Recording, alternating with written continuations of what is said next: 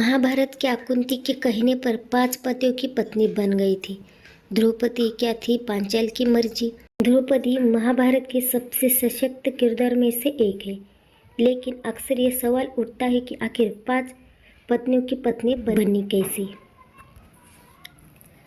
महाभारत की जब भी सबसे सशक्त और मजबूत महिला किरदार की बात होती है तो सबसे पहले जो नाम दिमाग में आता है वो द्रौपदी का पांचाल, नरेश की बेटी और 5 पांडवों की पत्नी बनने वाला द्रौपदी का किरदार पूरी महाभारत में बेहद मजबूती से अपनी बात रखता है और हर पल अपने 5 पत्नी के साथ खड़ा नजर आता है।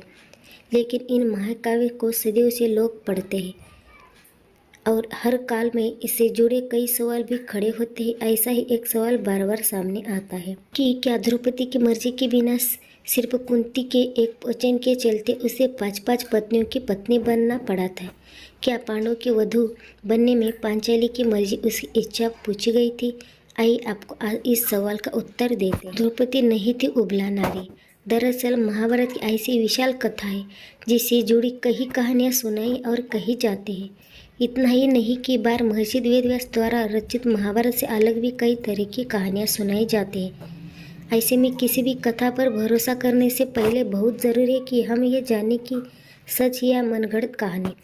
आजकल कई जगह सोशल मीडिया पर द्रौपदी को एक ऐसी अबला नारी तौर पर दिखाया जाता है जिसे उसकी मर्जी के खिलाफ बस माँ की आज्ञा पर 5 भावों की पत्नी बनना पड़ा था। लेकिन महर्षि वेदव्यास द्वारा रचित महाभारत का सत्य ऐसा नहीं। कुंती ने कहा था कि आपस में बांट लो। महाभारत स्कॉलर और लेखिका थी कि द्रौपदी पूरी महाभारत में कहीं भी बेचारी या ऐसा अबला नारी नहीं है जो अपनी बात खुलकर सामने नहीं रखती। वो हर प्रसंग में अपनी बात खुलकर रखती है। लोगों के बीच, हमारे ग्रंथों के बीच ऐसी भ्रांतियाँ इसलिए फैलती है क्योंकि हम हमारे ग्रंथ पढ़ते नहीं हैं बल्कि उन्हें सुनने पर भरोसा करने लगते। अम्मी गंतात्रा बताती है, जब बात द्रौपदी के 5 पतियों की आती है तो सैवर में जीतने के बाद अर्जुन और 5 भाई द्रौपदी के साथ माता कुंती के पास पहुंचते हैं। हाँ, यह सही है कि माता कुंती ने कहा था कि आपस में बांट लो, लेकिन जैसे ही उन्होंने देखा कि द्रौपदी तो उन्हें धक्का लगा। वो अपनी बात पर पश्चाताप भी करती है। लेकिन ऐसा नहीं कि माता कहती कि भाइयों ने द्रौपदी को 5 भाइयों की पत्नी बनाने का फैसला ले लिया। द्रौपदी के रूप में 5 पांडवों से असक्त लेखिका अम्मी गंतात्रा बताती है कि युधिष्ठिर माता की बात सुनने के बारे में सोचते हैं और फिर उनके और अर्जुन के बीच संवाद होता है। इस संवाद में 5 भाई माता कुंती और द्रौपदी में बैठी है, यानी ये बातें सबके सामने हुई। तब युधिष्ठिर कहते कि अर्जुन, द्रौपदी का सैवर तुमने जीता है, इसलिए तुम्हें विवाह करना चाहिए। पर अर्जुन कहता है, आप ज्येष्ठ है तो आपका विवाह न हो तो तब मैं कैसे विवाह कर सकता हूँ?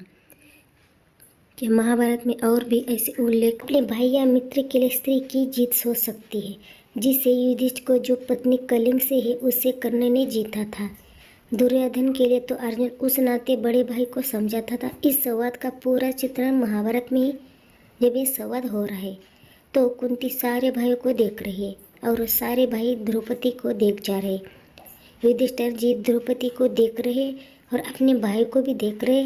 उन्हें ये महसूस हो गया कि उनके सारे भाई द्रौपदी के प्रति अक्सर हो गए, क्योंकि द्रौपदी अत्यंत रूपवान और तेजस्वान स्त्री है। और ऐसा नहीं कि ये विवाह के बाद हुआ है। जब ब्राह्मण के रूप में पांडवों को एक ब्राह्मण ने द्रौपदी के रूप के बारे में बताया था, तभी सारे भाई उसके प्रति प्रेमासक्त हो चुके थे। अपने भाई को देखकर युधिष्ठिर समझ चुके थे कि अगर एक से भी द्रौपदी की शादी हुई तो हम जो भाई एकत्रित नहीं रह पाएंगे। उनकी जो एकता है वो टूट जाएगी। तब युधिष्ठिर कहते कि सर्वश्याम ब्राह्मण भविष्यत यानी द्रौपदी हम सबकी भार्या बनेगी।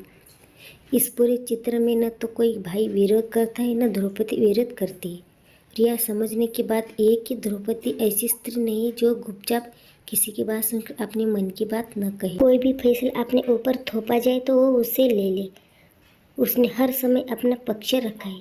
इसी पूरे चित्र में द्रौपदी कहीं भी दुखी या भावुक नहीं दिखाई गई है, बल्कि ये फैसला होने के बाद कुंती माँ उसे सारे भाई की पसंद नापसंद बताने लगती है और द्रौपदी में खुशी खुशी उनके साथ चल देती है।